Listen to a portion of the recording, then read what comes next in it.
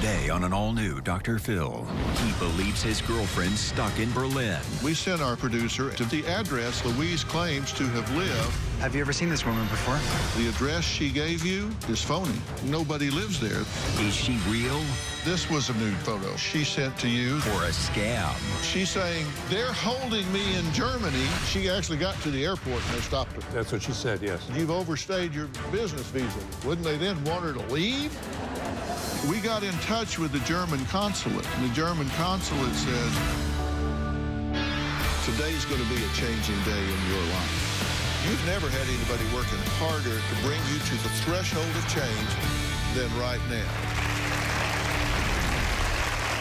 Yesterday, we began our global investigation to find Ralph's girlfriend, Louise, who he says has been stuck in Berlin, Germany for over 8 months. Ralph says he has spent over $150,000, his entire life savings, to bring his sweet Louise home to the United States so they can start building their lives together. Now, Ralph admits that he's never met Louise in person. In fact, Ralph has never even spoken to her, but is 100% certain that she is real. Now, Ralph's son, Dan, and daughter-in-law, Laura, are adamant that she is not real. Here's what happened yesterday. I've been in a relationship with Louise for about 10 months. We met on a dating site. She had all the traits that I was looking for in a girlfriend. Honesty, trustworthiness. Louise is supervisor for a construction company that's building a shopping mall for the German government. The first time she tried to come to visit me, I waited at the airport for 2 hours with 24 roses, and she never showed up. Louise was detained because her visa had expired. Then her work contract was suspended. I have sent her money to help her at each of these stages. She is real, and our love is true. You were married for 51 years? 51 years, yes. Wow. And you lost your wife 3 years ago? Yes, I was kind of lonely. It was a free trial on one of the dating sites. I thought, well, I'll give it a shot. You guys have talked about getting married one day. Yes, we did. You've never actually met her in person. It's all been text. Why haven't you talked to her on the phone? I've tried, and it runs to voicemail. She's never even left you a message. No, no. So she could sound like me for all you know. Hi, Louise. My father-in-law is involved in a romance scam. He's been drained of most of his retirement money. Ralph has given this woman $130,000 to $160,000. He cashed in an IRA that he had, used money out of the family trust. He's closed and used checking accounts and savings accounts. Well, I made a timeline of your transfers. You sent $20,000. You sent another $4,000. 2 weeks later, you send $40,000, $28,000. The next day, you send another $5,000. You now sent $50,000. You've never actually sent any money directly to her. So I spent through a third-party organization. Reckon why that is. Ralph says he hasn't heard from her in a week. She's just gone MIA about the same time he ran out of money. But lo and behold, she has texted him several times just while he's been on this stage. I really need you to respond as I have limited time. Honey, talk to me. Why don't you respond and say, I'm here, what's up? You got a voicemail from her aunt. Last night. I'm really concerned about her. I haven't heard from her in over a week. I know she lost her apartment. Louise is not only trapped in Germany, but now she's homeless. Yes, that's correct.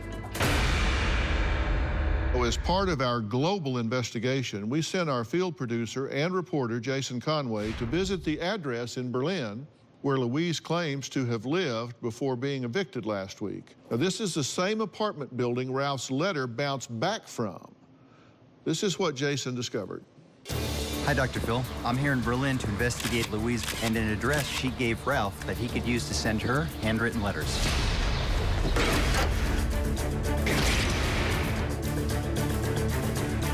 Okay, here we are pulling up to the building where Louise claims she lived. We're having a little bit of trouble finding the exact entrance because the front of the building seems to be under construction. It should be Lutzowplatz 30, and it is now Lutzowplatz 10, so we're gonna have to go figure out what happened. We can tell that this building is brand new. The building that we thought Louise should have lived in has been knocked down. So here we are at the front entrance of the building, although every one of these buzzers is for a business. This is not a residential building anymore. This is now office building. This is another entrance for what used to be Lutzowplatz 30. This part of the building does have apartments for rent, but they're not finished yet. So this is this woman named Louise. Claims to have lived in this building. Have you ever seen her before? No, I've never seen her. Oh, okay. Do you live in the neighborhood? Not far, yeah. Do you recognize her? No, I never seen her. Have you ever seen this woman before? No, I've never seen her. And where do you live? Just around the corner. Okay. And this building's been under construction for how long? I don't know exactly how long, but it's been for a while. There used to be a different building. And nobody lives in this building at the moment? I don't think so, no. Yeah. Okay, so we put our investigator there, and the address to business. And so that's why your mail bounced back, because there aren't any apartments in that building. Mm-hmm. The address she gave you is phony. Mm-hmm. If you go to what could possibly be a nearby building, where the nearest building where there are apartments, that building's under construction. Nobody lives there. There are residences will be in that building, but it's not finished. Nobody lives there either. So these addresses she's giving you, not true. That's why the card game went. That's why I came back, because that's not a real address. It's a real address, but there's not anybody there by that name. There aren't any apartments in that building. We asked people on the street. Nobody's ever seen her. They don't know her. Now, of course, that's random. You could talk to 10 people that haven't seen her, but nobody lives in that building. So she's lied to you about her address. She does not live there. So when I go with these things, I kind of look at it because there's a pattern to what these people do if they are going to lie to you. They always need money because they've been arrested, hospitalized, they have sick children, money and credit cards have been stolen, frozen bank accounts. They've even said they're shipwrecked. They've had lost or stolen passports, expired visas or passports. Beaten up on the way to the airport, stuck in a foreign country until taxes are paid, attorney's fees, they're widowed. So having looked at the typical patterns of what scammers tend to do, I wanted to apply that grid to your fact pattern. Mm-hmm. First off, stuck in a foreign country. That's for sure. That's a typical thing they say. Hey, I'm stuck in a foreign country. I need money to get to you. Just send me the money because I'm going to come to you. And when I do, we're going to live happily ever after. Okay? They often say they either owe people money or they can't access their bank account. She says that she's got problems with espionage. She needs $20,787. She says she needs $20,000, good allowance for workers, $500,000 debt owed to workers, $40,000 in taxes, $145,000 anti-terrorist clearance, affidavit of true ownership, drug clearance, $55,000 invalid contractor's operating license, $28,000 fine reduction for anti-terrorist clearance, affidavit of true ownership, $70,000 fine reduction for anti-terrorist clearance. But she has money, she just can't access it. That was on the list. They say, I've got money, I just can't access it. And she sends you a copy of her bank account that says she has $830,700 in her bank account. Domestically, yes. Right. So she says, yes, she owes people a lot of money and she has a lot of money, she just can't get to it. That's correct. So that's what typically scammers say, and that's exactly what she's saying, correct? That's correct. Did you check out any of those things to see if those are legitimate fines, tariffs, penalties, problems? No, I just took them at face value, the documents that she provided. She sent you 15 government letters. Correct. Verifying that they, in fact, were holding. Yes. These are made-up documents. They're not real. Tomorrow, is is their father, My dad prowls young women on the internet. an online predator, Are you representing yourself to be younger than you are? No. Yes, I did. So no, except mostly yes. and an alcoholic. Were you drunk in public in your girlfriend's shorts? Not that I recall. This was your last DUI? I was tased, kicked in the face. After he tried climbing a fence to get away from the cops. That's tomorrow. Then on Friday, When was the last time you saw your son alive? I dropped him off at kindergarten. after 8 years, Do you believe Timothy's alive? Somebody is talking to this boy today. that's Friday.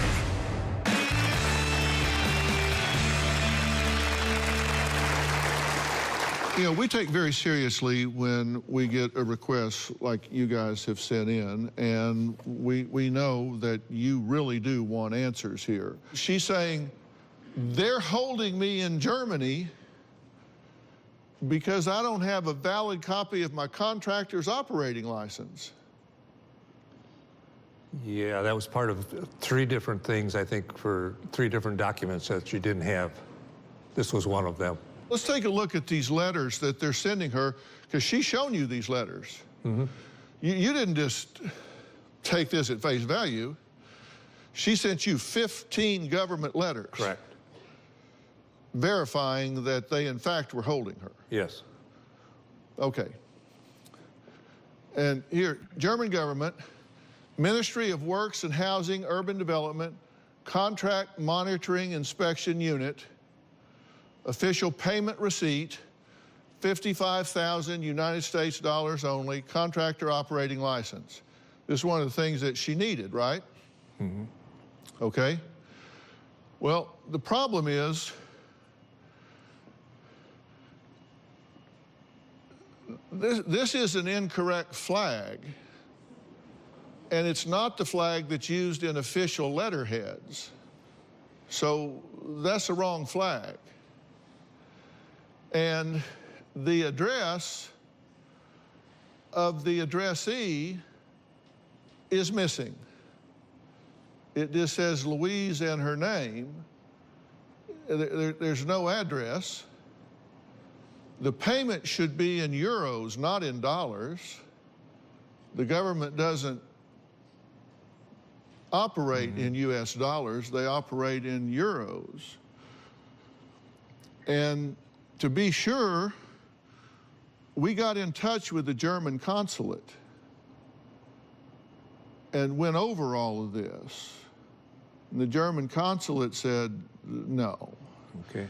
Said, these are not real letters.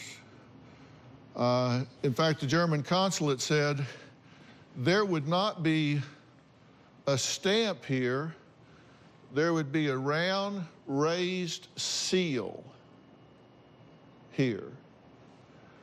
And that this Ministry of Works and Housing Urban Development, Contractors Monitoring Inspection Unit, doesn't exist.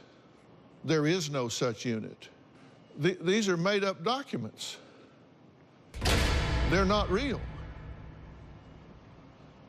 The German consulate says they're not real. The documents should be in German, not English. The German government doesn't print documents in English. They print them in German. And we spoke to the consulate, and the consulate said, these are not real, and we speak German. And we type up our documents in German. And our unit is euro, not the US dollar. And that ain't the flag that we put up. So what are the typical excuses for not showing up to meet their love? We're going to find out next.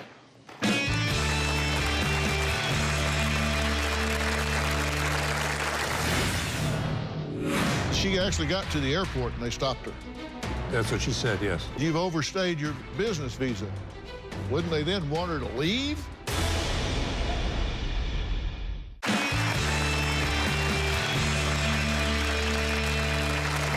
I'm here with Ralph, his son Dan, and his daughter-in-law Laura. They have asked me to launch a global investigation into Louise, the woman Ralph says he is in love with and has been on a mission to bring home. She has gotten back to him by text. She did answer your text, and her response was, "I'm worried about a lot of things." I'll bet she is. So what are the excuses for not showing up? She says she got to the airport, said, "You're not going." She actually got to the airport and they stopped her. That's what she said, yes. Right. Said, "You've overstayed your business visa."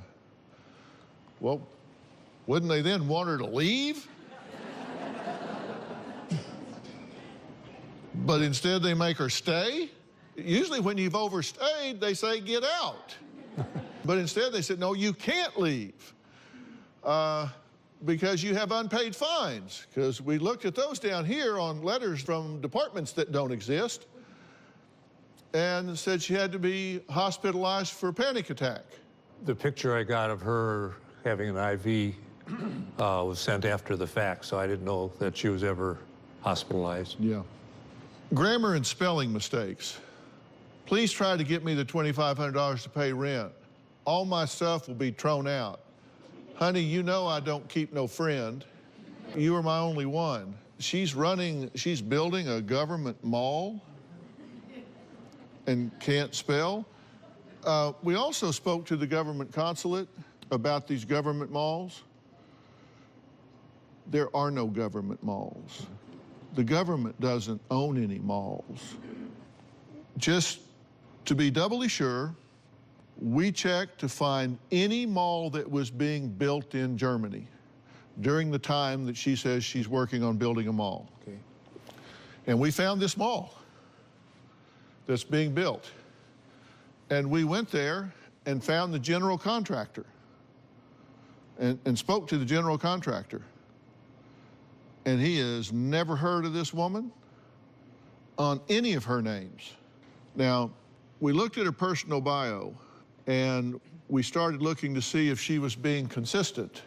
Birth date, she said that it was July 10th, 1957, she would be 62.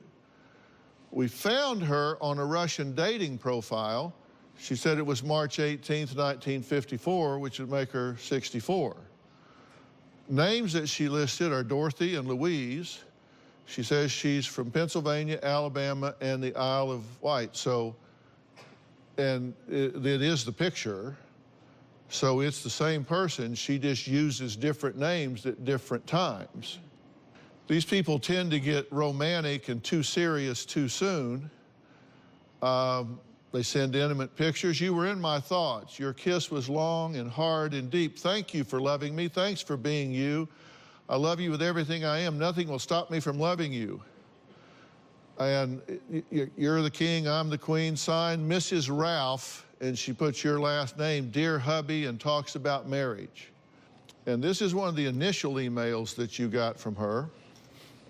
It goes on and on.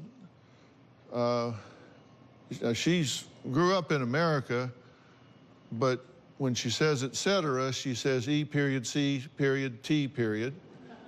"As the friendship I want to build with you, I want to be like no other you have ever shared in or experienced."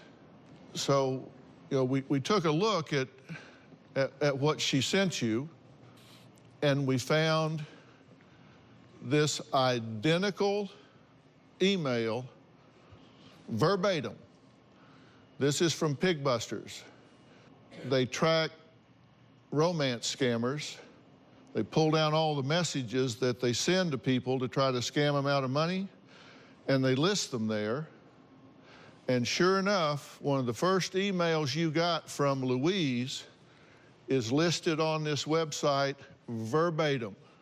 The whole reason we're here, you had said that your career is based on deception detection. And that's why we're here. That's what we want to find out, is what is the bottom line? Is she real or not? Well, I've got some more information that I'll share with you when we come back.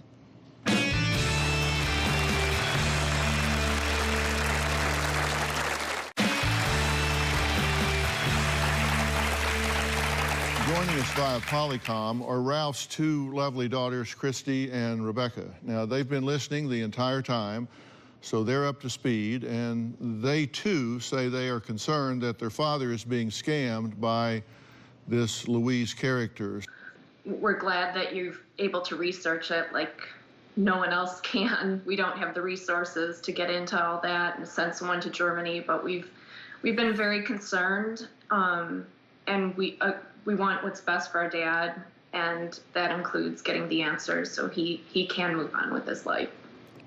You realize that everybody in your family wants nothing but the best for you, right? Absolutely, yes.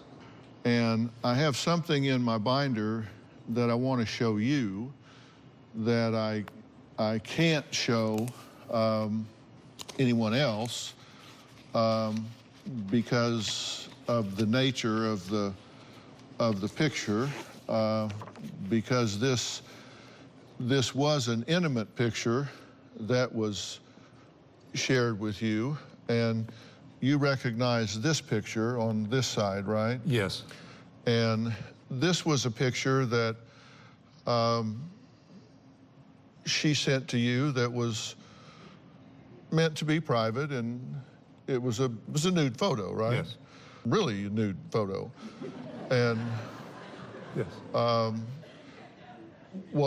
And I've cropped it here out of respect for you. I mean, because were she to be real, you wouldn't want me looking at this picture.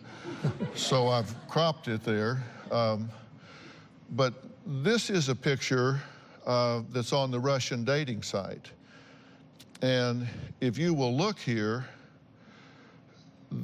the hair and the bangs are exactly the same. The earring is hanging exactly the same here and here. This isn't a nude photo. This is this woman's face photoshopped onto a nude body and sent to you. That's not her nude. That's this woman's identity lifted off of this body and put onto a random nude and sent to you. Yes, it is. So I don't know what she looks like with her clothes off, but it ain't that.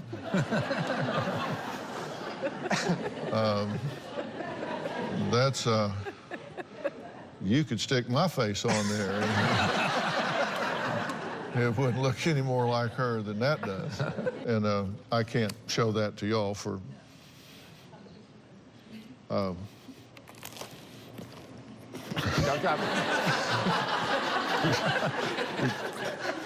Put this away before I have a date with the FCC. Cover that up. But you agree that that's... Yes, absolutely. Yeah.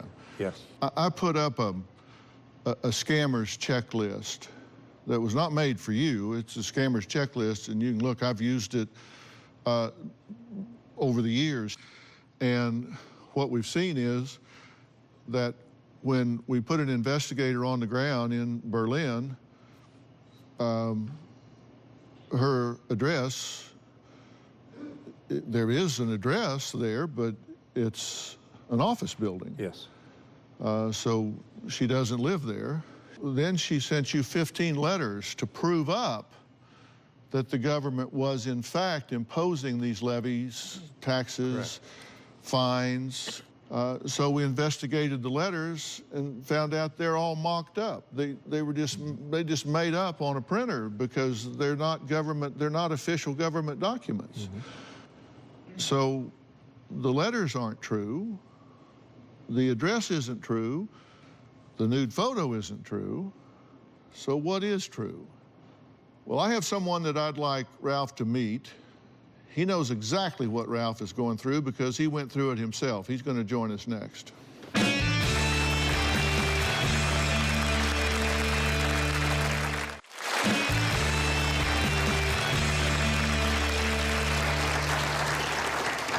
Well, Ralph is here. He came with a question. He wants to know if the woman that he has sent over $150,000 is real or if she's someone that's taking advantage of him.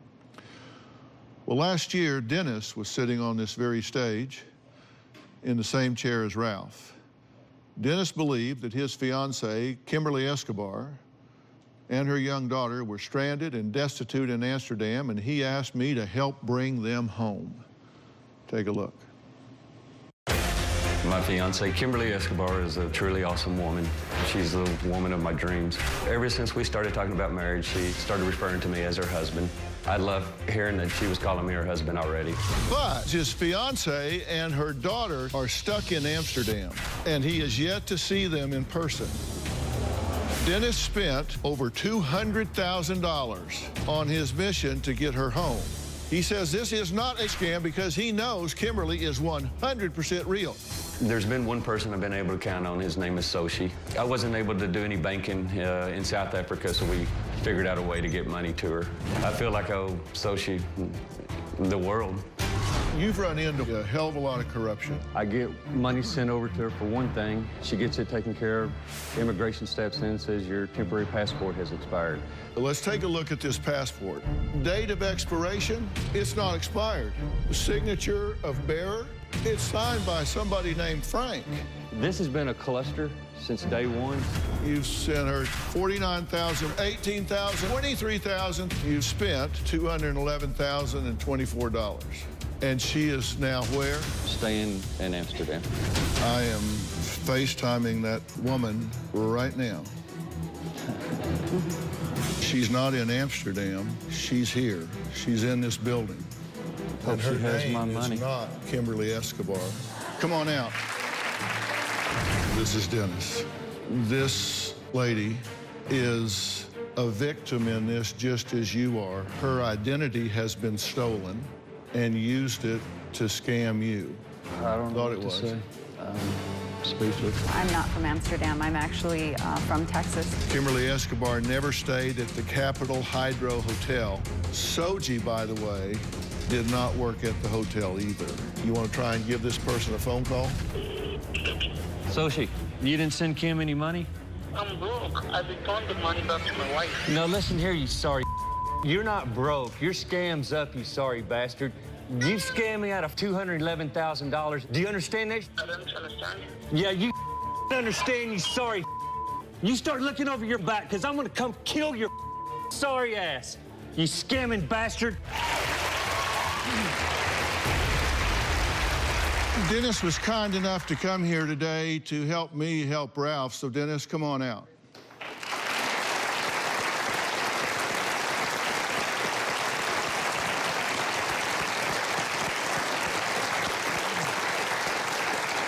How you doing, man? How you doing? I'm so sorry for my behavior. Oh, have a seat. Have a seat. Good. Yeah, guys. Dennis, it's so good to see you. You were pretty hot when you were here last time, and when he came out, he said, "I apologize for my behavior last time." And That's not me. And listen, I totally got it 100%. My mom still hasn't, but yeah, yeah, I understand. I think everybody understood. Good. You've been listening to everything so far today and talking with him. Don't you agree? He's a fine gentleman. You are. You're great. And, thank you. I feel for you. I feel that you're in my shoes. When I was sitting back watching, it's a lot of it's the repeated stuff that I saw going on through mine. Don't send any more money. It's a scam. Do you believe for a second that Louise is real? No. No, it's too much like mine. We have, on occasion, been able to actually talk to some of these scammers. And one of the things that they told us that we really learned from, because one of the questions I had is, come on, you've got the same computers we do. Why don't you run spell and grammar check on this stuff before you send it? And they said it is a screening device. If the person we're working is willing to overlook the bad grammar, that tells us that's a good target. Oh. When you leave here, it'll throw your phone away and get you a new number. Seriously. Well, I've got some very direct questions for Ralph when we come back from break. We'll be right back.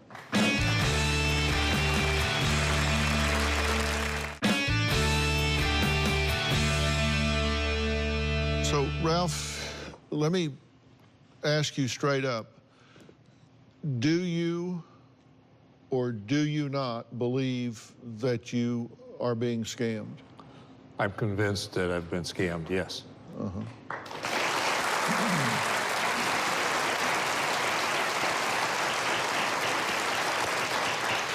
Do you have any doubt whatsoever? No, I don't have any doubt. You're 100%. Yes. And listen, that's hard to wrap your head around. I know it is, because you've invested time, energy, emotion, money. These people are pros. Embarrassing is the number one. You know, you're discouraged, you're disappointed, you're angry, but embarrassed for a big dupe like that. And, but I have the love of the whole family to fall back on. Yeah. We're all on the same boat. It has not been an antagonistic process. Yeah. It's been done in love, and so I'm going to be just fine. I know that you feel embarrassed, but these are pros, and they're good at what they do. And I can promise you, while you may feel embarrassed, you've won the respect of a lot of people coming here today, and you've saved a lot of people from being in your shoes going forward because of the clarity that you've brought to this, the clarity that you brought to it, Dennis. You guys have saved thousands and thousands of people from falling into the trap by being willing to talk about this. So you've used your lives in saving people from doing this, because I can't tell you how many thousands of letters we get of people saying, oh my God, I was about 3 exchanges into this when I saw what happened, and man, I unplugged in a hurry. I mean, you guys have saved a lot of people a lot of heartache by being willing to talk about this. So at least feel good that you're using your life and saving others from being there, and you've won the respect of a lot of people. Okay. I started this out from the beginning by saying I wanted y'all to stay close to your dad and give him all the support that he deserves. So, you know, we came full circle, and there we are. I want to thank all of my guests today. A special thanks to Dennis for coming back here to talk about this. Again, you did not have to do that, and you came here to pay it forward, and I really appreciate that. You're welcome. Coming up, her daughter is getting married, but Mom says she needs our help. We'll find out why when we meet the mother and daughter next.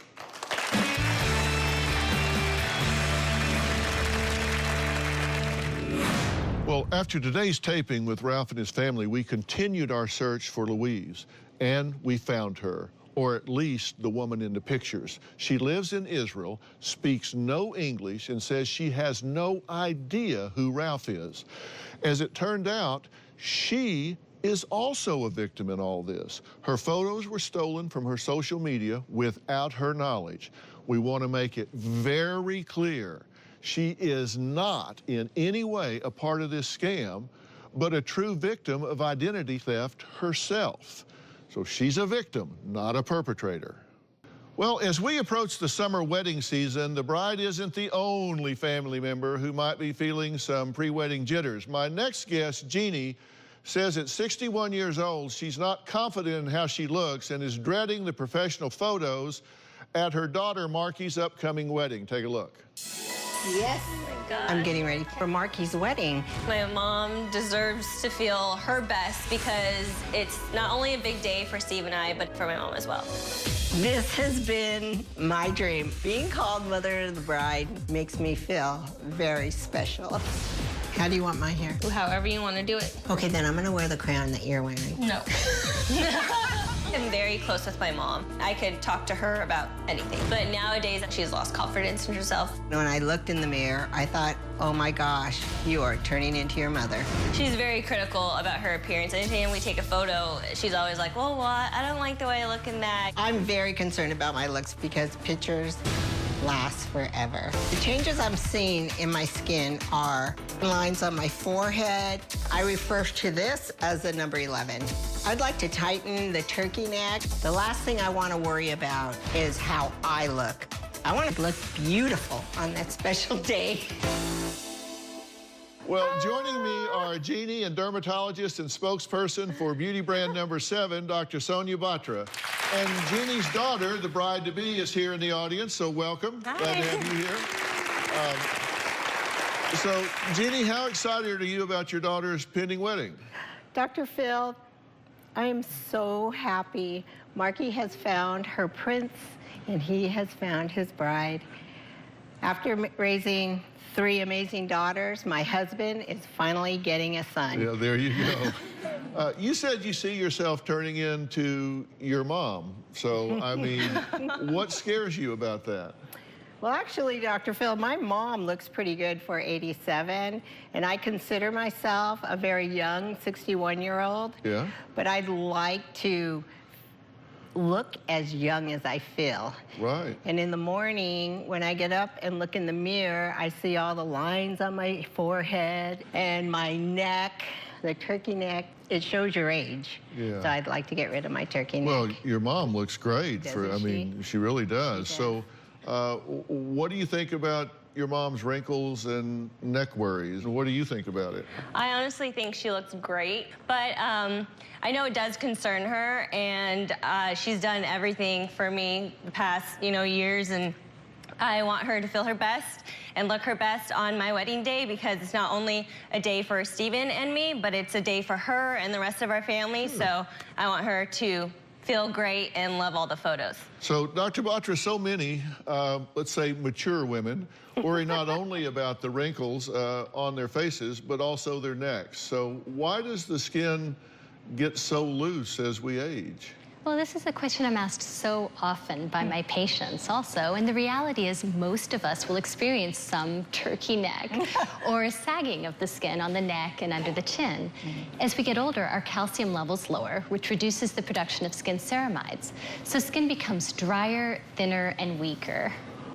I'm assuming dry, thin, and weak, that's not a good thing, and that explains why they call it turkey neck. Yeah. The question is, what can Jeannie do about it before her daughter's wedding, because it's coming up? Those lower calcium levels I mentioned can now get some help from number 7's Restore and Renew Face and Neck Multi-Action Serum. This scientifically backed serum has an extra complex of amino acids and ceramides rich in calcium to restore a more youthful appearance. So how quickly can Jeannie see results? Well, this serum actually delivers 5 clinically proven results. For the face, it firms skin, even skin tones, and actually 96% said it visibly reduces wrinkles. On the neck, it firms skin and also shows a reduction in crepiness. And Jeannie, the best part is you can start seeing results in as little as 1 week. Oh, wow. So what do you think of that? That's exactly what I need. Did you bring it? Number 7, Restore and Renew Face and Neck Multi-Action Serum is available at Target and Target.com for less than $34. And for you to continue to see great results beyond your daughter's wedding, Number 7 wants to get you started with a year's supply. Jeannie. Oh, yay! That's awesome. Yeah. Audience, they haven't forgotten you. You're all going home with Number 7 Restore and Renew Serum. So, I'd like to thank all of my guests today, and a special thanks to Dr. Sonia Batra. Robin and I would love to see you here in the studio audience. The tickets are free, and it's so easy. All the information is on drphil.com, and you can follow me on Instagram and Twitter. Also, check us out on Facebook as well. And if you like free, you're going to love my podcast, Fill in the Blanks. And it's not the Dr. Phil you see here. I interview some of the most interesting people about their lives, loves, careers, and a whole lot more. It's really entertaining, and it's actually gotten pretty provocative, to tell you the truth. I also have a new podcast series that's starting called Analysis of Murder by Dr. Phil. So subscribe and join me on my podcast at Fill in the Blanks. We'll see you next time. So good to meet you. Congratulations on